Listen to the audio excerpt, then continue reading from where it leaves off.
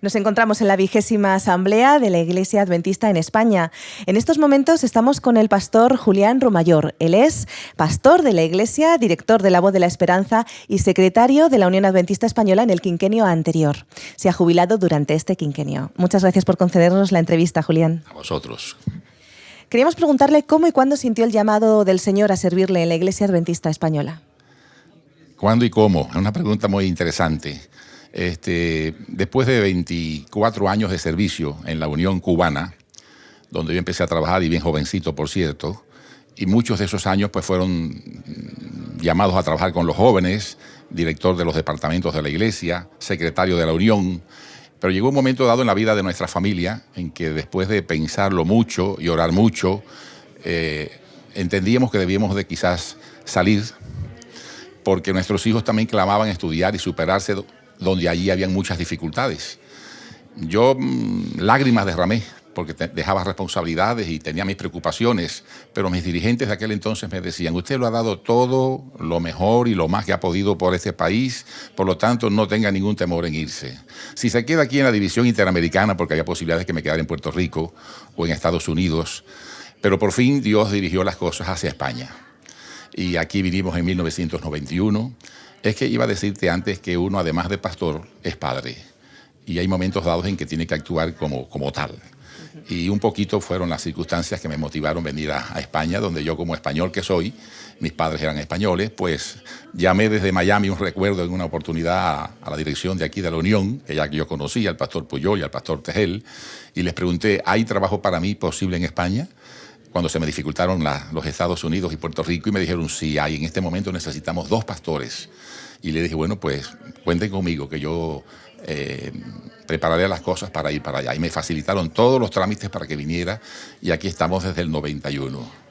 Lo que el Señor dirigió su vida estupendamente, ¿verdad? Porque primero, ciertamente, nos pide responsabilidad por nuestra familia, después por la Iglesia. ¿De qué iglesias ha sido pastor durante todos estos años? Bien, los de España, pues miren, en Madrid estuvimos en Alencia y Ventas, una iglesia grande y una pequeña, pero también se me otorgó la responsabilidad del distrito. De Madrid me pasaron a Galicia, entonces estaba radicando en Vigo, donde atendía Vigo y Pontevedra y Ourense, 3 iglesias. También atendía el distrito, hasta La Coruña también iba a supervisar. De allí me mandaron al sur, entonces estuve en Málaga y Granada.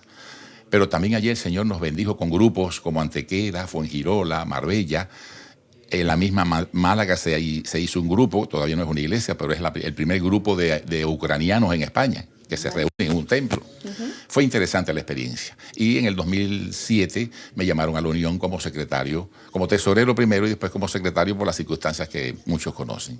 Después entonces de la Unión, en el periodo anterior, pues trabajé como pastor de Vallecas 2 años y compartía con La Voz de la Esperanza. Me jubilé y he seguido colaborando con La Voz de la Esperanza hasta hoy. Y precisamente de La Voz de la Esperanza es la siguiente pregunta. ¿Qué podría decirnos de esta Voz de la Esperanza y de su labor durante este quinquenio? Pues es una tarea interesante. A veces nos parece que es un poco anónima, pero los resultados por fin se ven. Llegas a enterarte de personas que se interesan en estudios bíblicos, que se han bautizados, que son iglesias que han surgido por La Voz de la Esperanza. Pero lejos del itinerario que me tocó seguir, sucedía yo al pastor Pedro Villá, con oficinas allí más o menos en Sagunto, como ustedes saben, en el sótano del hogar de casados, pero hicimos planes para que viniésemos a Madrid. La editorial Saferis nos facilitó un piso entero y ahí nos instalamos 2 años hasta que surgió la Unión, el edificio nuevo de la Unión, donde estamos actualmente. Pero lo más interesante de La Voz de la Esperanza es lo que me ha pasado el mes pasado. La Voz de la Esperanza en castellano, con el doctor Braulio Pérez Marcio, surge hace 75 años, de 1942 a 2017. Y los de La Voz de la Esperanza de California, más o menos diríamos la gente, los directores mundiales del habla hispana, tuvieron la idea de celebrarlo en Cuba, ese aniversario. Y en marzo hicieron un despliegue de programas, campañas y una celebración visitando iglesias por iglesias de todo el país. Y lógicamente, si fue en Cuba, de donde yo salí, si yo soy el director de La Voz de la Esperanza en España en este momento, de donde salió Braulio Pérez Marcio, que era de Salamanca, pues la Unión dijo, no, tiene que ir alguien y tú debes de ir. Y me apoyaron para que yo fuera y disfruté muchísimo, muchísimo. Pensamos celebrarlo también en España como es natural. El sábado 23 de mayo estaremos en Salamanca y todas las iglesias vecinas para celebrar el 75 aniversario. ¿Sabe qué eso quiere decir? Aniversario de diamante. Oh. De diamante. Bueno, para todas aquellas personas que nos están viendo, La Voz de la Esperanza no solamente es analógica, también tiene una dimensión digital. Hay personas que reciben estos estudios bíblicos a través de Internet. Sí, claro.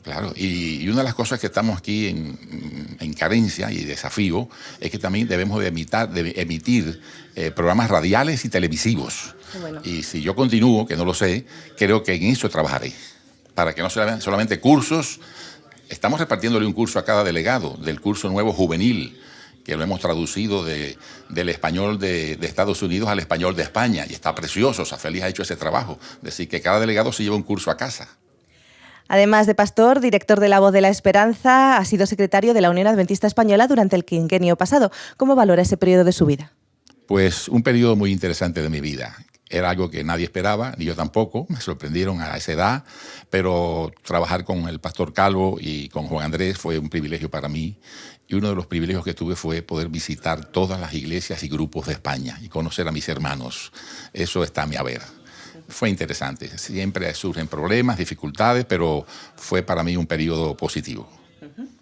¿Cómo definiría el apoyo de su esposa y de su familia durante su ministerio pastoral? Esto es muy importante también. Muy importante también. Todo lo que estás preguntando es importante, pero en este caso, la esposa de un pastor y de un dirigente es algo... Algunos dicen que el 50%. Pues mira, en mi caso yo no tengo temor a ocultar que a lo mejor es el 52 o el 55% de mi éxito, mi querida esposa Gloria. Algunos dicen, no, que la mujer tiene que ayudar desde atrás. No sé de dónde sacan el porqué desde atrás. Puede ser desde adelante también, o desde al lado por lo menos al lado, ¿no? Y mi esposa siempre ha estado a mi lado. Siempre que hemos podido viajar y superarnos y estudiar, lo hemos hecho juntos. No hicimos el doctorado porque ella misma se desanimó un poco y me dice, ya a esta altura, a esta edad, pero podíamos haber, porque para estudiar siempre hay oportunidad de hacerlo. Ella fue en el tiempo de mi secretaría en la Unión, y no lo hice yo, lo escogió el presidente de ese entonces, sugerirle que ella fuera la directora de las esposas de los pastores. AMAF, aquí en España, en CIEMA, en otros países, que es la Asociación Ministerial para el Área Femenina, y contactó también con todas las esposas de los pastores y profesores. Fue interesante también para ella. La esposa es mucho para uno, mucho. ¿Qué proyectos personales tiene para el futuro? Bueno, pues quizás acelerar un poco menos el carro, o el coche, pero yo soy de los que pienso que podemos estar jubilados, pero no retirados. Sencillamente la actividad hace falta. A mí me invitan muchos compañeros a ir a sus iglesias a predicar un sábado, y aquí en Madrid sobre todo, y fuera de Madrid, y lo hago con mucho gusto. Y me ha dado la idea de escribir algunos libros. Ya tengo el tercero escrito sobre las madres, que va a salir pronto. Y mi esposa sí me reclama y me dice, oye, cuando le dedicas tanto los libros te reclaman tanto tiempo que me los restas a mí. Así que a lo mejor freno un poquito también a escribir, pero siempre hay cosas útiles que hacer. Y me toca, pues yo diría, cosechar lo que por mucho tiempo sembré, porque la ley de la vida es esa. Pues le deseamos mucho éxito en su función pastoral y también en su función como escritor. Muchísimas gracias, Pastor Julián Romayor, por haber compartido con nosotros esta entrevista. Pues gracias a Jope Media.